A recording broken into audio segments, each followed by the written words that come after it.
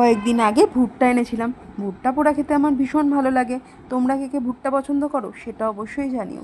যদিও আসল কথায় আসি, দুটো ভুট্টার মধ্যে একটা ভুট্টা তো পোড়া খাওয়া গেল, আর একটা ভুট্টা ভীষণ কচি, ওটা পোড়া খেতে আর ভালো লাগছিল না।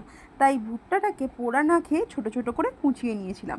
ভাবলাম এই ভুট্টা যখন পোড়া খাওয়া যাচ্ছে না, তখন একটু চিলি কর্ন বানিয়ে নিই, দেখি কেমন লাগে। কারণ এটা তো বেবি কর্নার হলো না, বেবির একটু পরের স্টেজ। তার জন্য ভুট্টাটাকে কেটে নিয়ে ভেজে নিয়েছিলাম। এমনিতেই ভুট্টাটা পোড়ানো হয়ে গিয়েছিল।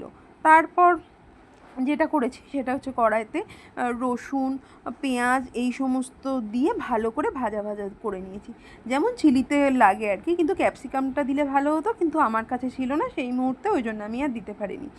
যখন পেঁয়াজটা রসুনটা হালকা ভাজা ভাজা হয়ে গেছে, আমি দিয়ে দিয়েছি 3 রকমের সস, যেটা আর কি বাড়িতে ছিল। চিলি সস, সয়া সস আর টমেটো সস দিয়ে ভালো করে মিশিয়ে নিয়েছি, এবং মিশিয়ে নেওয়ার পর ওই ভাজা কর্নগুলোও দিয়ে দিয়েছি, দিয়ে ভালো করে মিশিয়ে নিয়েছি।